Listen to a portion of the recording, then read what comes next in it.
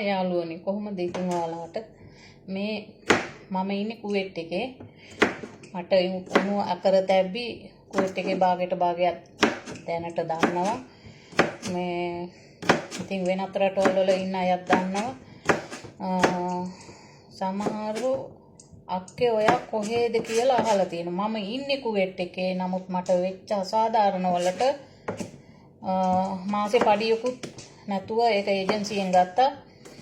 ඉතින් මේ අපි ගුටි කන්නත් කවුරුවත් රජ වෙන්නත් එහෙම බෑ මොන දේ වුණත් සාධාරණයක් තියෙන්න ඕන. ඉතින් උහුලල එකෙන් බැලුව දෙකෙන් බැලුව තුනෙන් බලන්න දෙයක් නැහැ.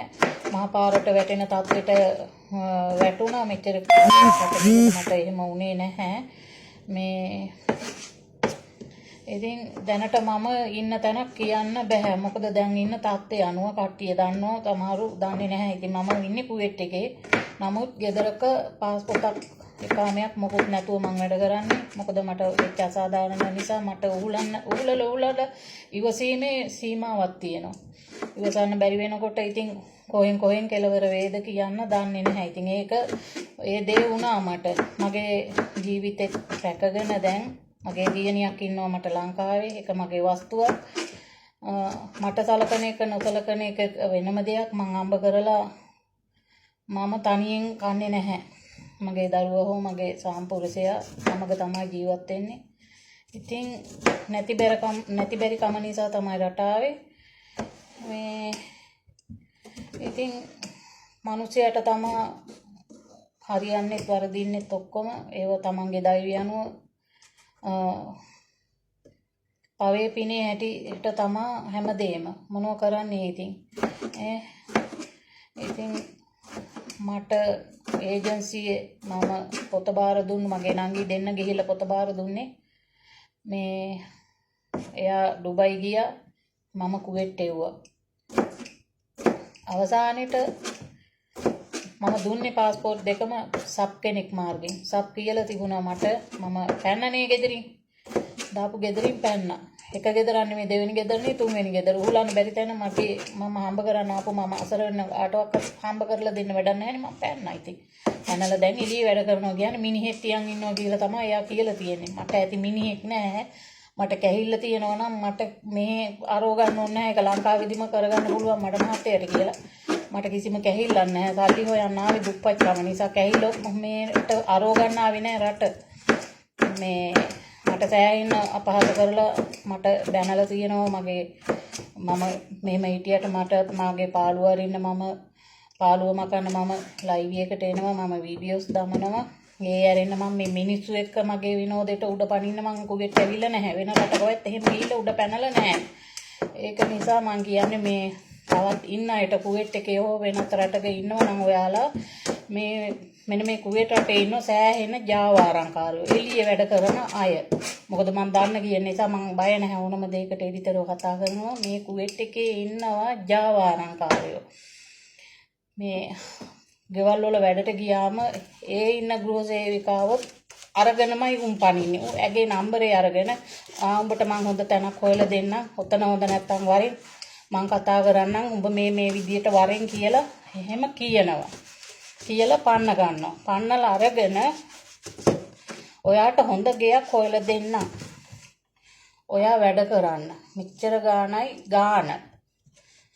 ඉතින් ගාණක් කියලා ඔක්කොම කරලා ඔළුව අත ගාලා දමනවා ගෙදරකට. මේ හොඳට අහන්න ඔයාලා මේ කුවේට් එකේ වැඩ කරන. මේ වෙනත් රටවල් වල මම දන්නේ නැහැ මේ කුවේට් එකේ ඔය පනින්න එපා ගෙවල් වලින් ටික්ක පයින්නවා වගේ. මම පැනපු නිසා මම කියන්නේ ඔයාලට ආදර්ශමත් වෙන්න. මගෙන් මෙතෙක් කාලයකට මේ වගේ වීඩියෝ දාලා නැහැ. මෙතෙක් අවුරුදු ගානකට මම මේ දමන්නේ ඔයාලා ආදර්ශමත් වෙන්න. Tamanට ගෙදර කරදරයක් තියෙනවා නම් එම්බසියට ගිහිල්ලා එම්බසි මාර්ගෙන් ප්‍රශ්න විසඳගෙන Taman කරගන්න දෙයක් කරගන්නව මිසක් එළියට පනින්න එපා. පනින්න එපා. වැඳලා කියන්නම් කෙල්ලනේ කොල්ලනේ. ගෙදරකට දැම්මම මොකද දන්නවද වෙන්නේ?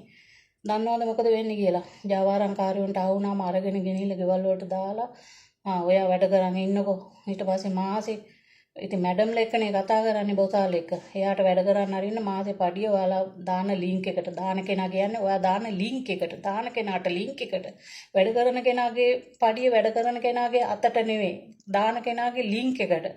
ඒක නිසා ඔය බොහොම ප්‍රවේශම් වෙලා ඉන්න ගෙදරක බොහොම අමාරුවෙන් හරි පණ පොඩ්ඩ රැකගෙන ලංකාවට යනවා මිසක පනින්න එපා මේ කුවේට් ඇවිල්ලා මම මේන් වැඳලා උඹලාට කිව්වා පරිස්සම් වෙන්න ජාවාරම් කාර්යෝන්ගෙන් සෑහෙන්න විදියට ඉන්නවා මේ කුවේට් එකේ ජාවාරම් කාර්යෝ ලංකාවේ අය අරගෙන පැනලා උන්ගෙන් හම්බ කරගෙන කන අය රූම් වලට සල්ලි දී ගන්න බැරුව ඉන්න අය ඉන්නෝ මේ කුවේට් එකේ. ඒක නිසා උඹලා පරිස්සම් වෙයලා ඒජන්සි එකකින් ආවනම් ගෙදර හොඳ නැත්තම් ඵලයල්ලා එම්බසියට ඒජන්සියනොත් අසාධාරණයක් වෙනවා නම් ඒක එතනින් පැහැදිලි කරලා දේවි එතනින් උසාධාරණයක් ඉටු වෙන්නේ නැත්තම් තියෙන තේතතම හරි විකුණලා උඹලා ආවේ රටනේ උඹලාට යන්නනේ ඕන එතනත් අසාධාරණේ ලංකාවේ එම්බසියට ගිහිල්ලා එතනින් ඒක විසඳගෙන උඹලා ඵලයල්ලා ලංකාවට මේකේ පනින්න ලේස්ති වෙන්න එපා ගෙදරකට වැඩට ආවම එළිය වැඩ කරන අය තවත් කෙනෙකුට උගන්නගෙන පන්න ගන්නේ ඒක නිසා උඹලා බොහොම ප්‍රවේශම් වෙයල්ලා පනින්න යන්න එපා. වැඳලා කියන්නම් උඹලාට වැඳ දැම්මා. පනින්න එපා මේ කුවේට් එක ඇවිල්ලා අන්තිම ඩේන්ජරස්. තේරුණායි? අක්කේ ඔයා කොහෙද ඉන්නේ කියලා අහලා තියෙනවා. ඉන්නේ කුවේට් එකේ ඉන්න තැන කියන්නේ. ඒක නිසා මමත් හම්බ කරගෙන යන්න ආපු මටත් අසාධාරණ වුණ නිසා මම හරියෙන් මේ මගේ මොලෙන් ගහලා මම වැඩ කර ගන්නවා. මේ ඉතින් කියන්න මට වෙන දෙයක් නැහැ ඔන්න ඔය දැන් මං කිව්ව ටික හොඳට විස්තරයක් මේ වීඩියෝස් එක ඔයාලා හොඳට අහනවා නම් අහලා මොලේට ගන්නවා නම් ගන්න මේකේ ඉන්නේ පන්නලා අරගෙන නොයෙකුත් ප්‍රයෝජන ගන්න කට්ටියත් සමහරු ඉන්නවා පන්නගෙන ගෙනිහිලා රූම් වල තියාගෙන නොයෙකුත් ප්‍රයෝජන අරගෙන මේ ගෙවල් වලට දාන අයත් ඉන්නවා දාලා ඒමත් කරලා මේ ඈටත් ඇරලා ඇගේ මාසේ පඩියත් අරගෙන තවත් තැනකට කෙනෙකුට බාර දීලා එතනිනුත් එහෙම කරලා එහෙම নানা ආකාර විදිහේ දේවල් මේ කරගෙන Tamanට නැති ලෙඩවල් හදාගෙන යන්න ලේස්ති වෙන්න නම් එපා. මොකද මේ කුවේට් එකේ ඇවිල්ලා ඉන්නේ ඇරලා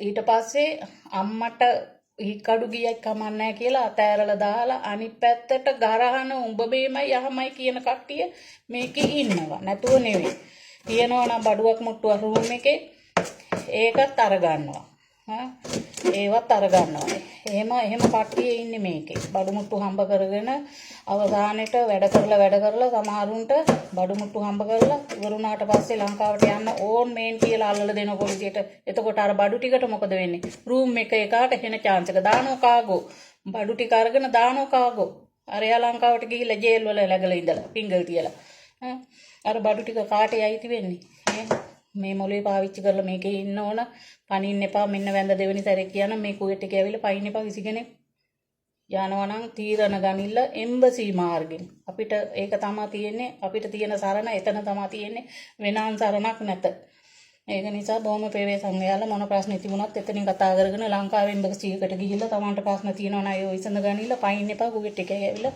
බුදු සරණයි හොන් නිර්මලියක් වැඩ මේ දවල්ට සලාදේ හදනවා දැන් නේ බිව්ව හාල් වතුර දාලා තියෙන්නේ දැන් මේ උයන්න හාල් ටික දාන්න ඕන දැන් හරි වෙලාව ළමයි ඉස්කෝලේ අරලා එනවා තා පොඩ්ඩකින් මට මහන්සි උදේ ඉඳලා මම ගෙදරක වැඩ කරන්නේ මට මිනිස්සු නැහැ මට මිනිස්සු ඕනේ නැහැ මම දුක් විඳින්නේ මේ ගෙදරක කොන්තරක් වැඩ කරන්නේ කුවේටි ගෙදරක මේ ඉතින් පරිස්සම් වෙලා ඉන්න මට පඩියක් ඇතත් නැතත් මම ඉන්න ගෙදර මට කන්න හරි තියනවා වෙච්ච දෙයට එන්න සෙයියයි කියලා ඔන්න ඔය ඉඳලා මට ඩිනර් සීයක් තිබුණත් ඇති මට කවදා හරි ලංකාවට යන්න තිබුණා මං අසරණ වෙලා බොහොම අසරණ වෙලා හැමදේම ඔලුවට අරගෙන බොහොම දුකසේ ජීවත් වෙන කෙනෙක් දැන් මම යාළුවනේ